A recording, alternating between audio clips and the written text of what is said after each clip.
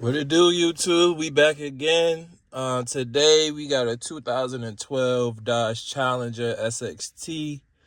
Yeah, this will be a fun one. Dodges are my favorite. As y'all see in the videos all the time, it's always a Ram in the video somewhere.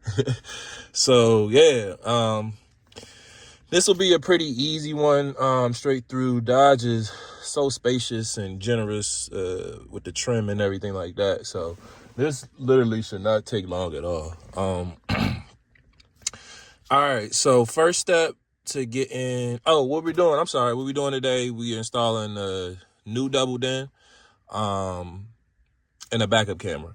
So what we'll need to do first is, how we'll go through it. We'll take the radio out first.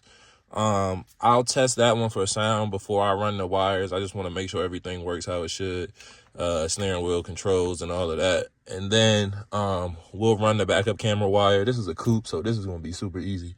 I'm excited. I can't even lie. So yeah, we're going to get started. There's clips around this carbon fiber bezel here. So I'll just get a pry tool, something like this, and just work my way around and get the bezel off. And it should be, it might be bolts behind this, but it might also be screw holes on top of the bolt. So let's see. We'll go through it. So let me start prying. Right, so once you get it pried off, I think I might still have one more. Okay, now it's all the way off. It's going to be some connections for the AC control, sport mode, and traction control, and the heat seat warmers or whatever. So you see back there, most of those are just push tabs at the top. Just push it at the top and just slide it out like that, and they'll come out super easy. Yeah, so let me get these off. We'll get this bezel out the way. And as you can see, like I said, it's bolts with the Phillips head on top of it. So we'll just use Phillips head to get those out. 4 Phillips head screws, had a radio out quick. All right, so after you get the 4 screws out on the side, it's going to be, well, it depends on the model you have, but it'll be 4 connectors back there. Like I said, push tabs at the bottom for the first one, the big one. Yep, for both of these 2 push tabs at the bottom. And then this, you just slide the red piece back, and then push down on the top. And the white one has a push tab at the bottom also. So let me get these off and get this radio out the way. So I was wrong about the yellow one. It's actually, you don't slide this red tab back. It's actually a push tab on the bottom. You just push and slide out. And then the same way for the white one. It'll be in like that. So you just push this tab at the bottom and slide it out. Yeah, so let's get to the wire. So this specific kit was plug and play. So this is basically like your aux,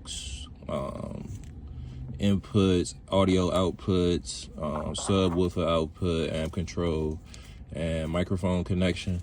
That'll go into the back of the radio. So this is the plug and play kit. As you see, no wiring. So this will go to that connector. This little small piece will go in the back of the radio. That's a data reader. This will go in the back of the radio, and then this white part will connect to our CAN bus decoder, GPS antenna, which will probably just mount straight back here. What else?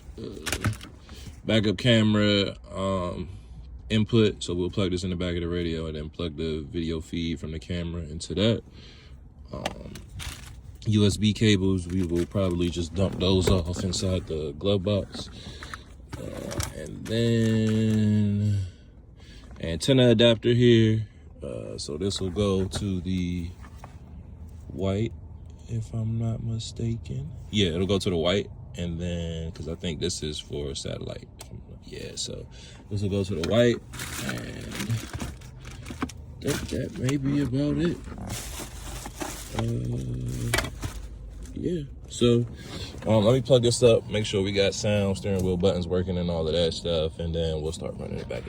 So you need a FAKRA antenna connector. This is called a FAKRA plug, FAKRA. The one that came with the radio, I don't know what they expected that to go to. But this radio works for multiple vehicles, so that's probably why. So I had a fat grid just sitting around, so that'll plug into the radio. And just wanted to give you guys that. So everything appears to be working how it should. We got sound, as you can hear the radio. Steering wheel buttons also seem to be working. Yep. 171.5. So yeah, I think we in the game on that part.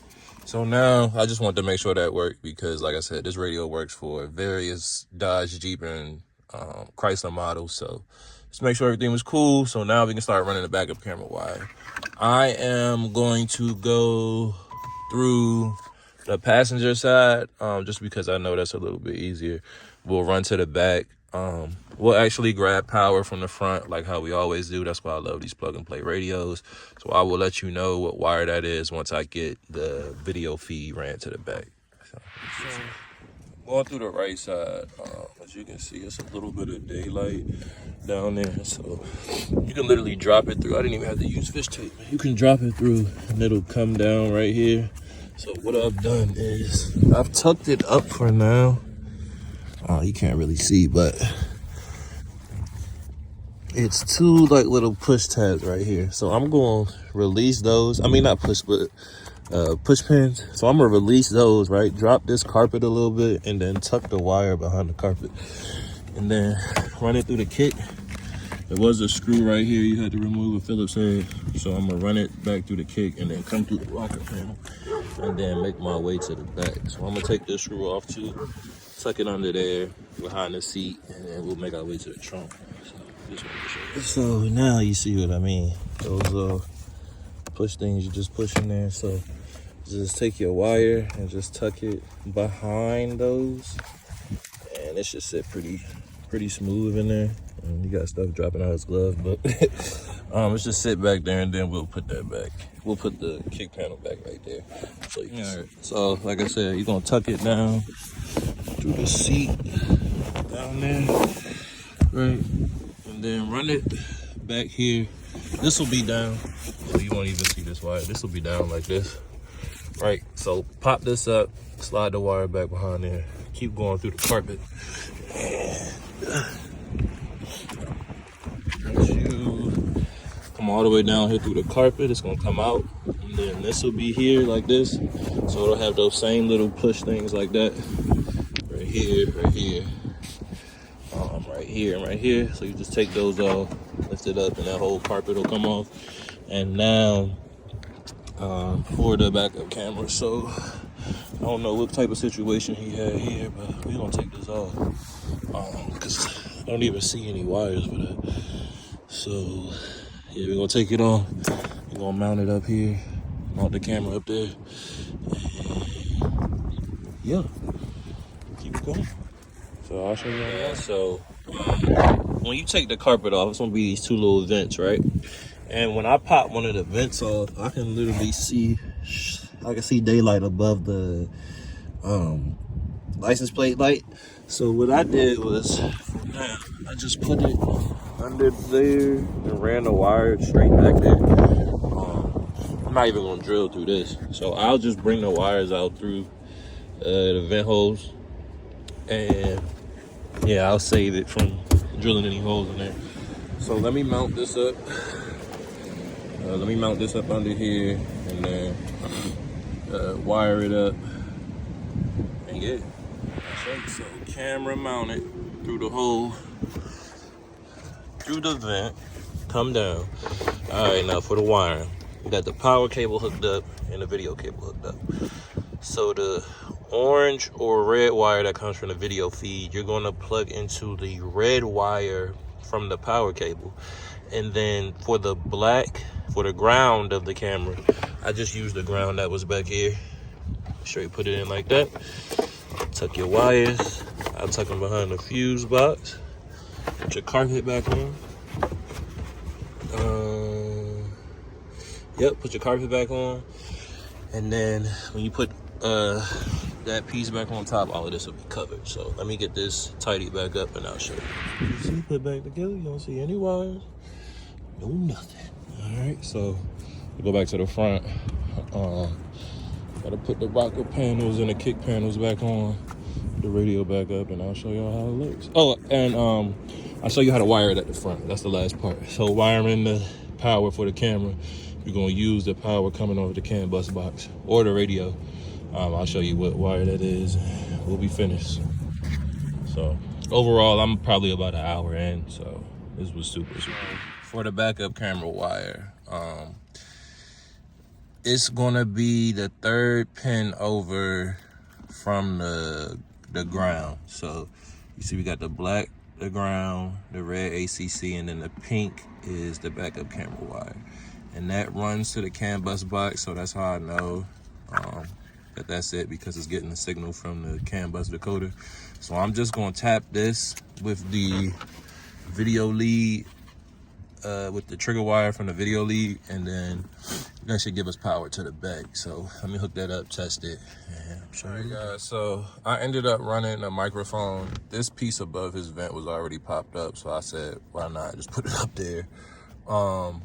The USB cables, like I said, those just come out the glove. Literally when you drop it, you can see daylight and push it straight through. It's not difficult at all. What else? So all the connections were made in the back. Pretty straightforward. If it fits, that's where it goes. If it doesn't fit, then that's not where it goes. So yeah, let me give you guys a little sample. As you see, it shows the door open. Yes, and it's this one in particular. Radio's working.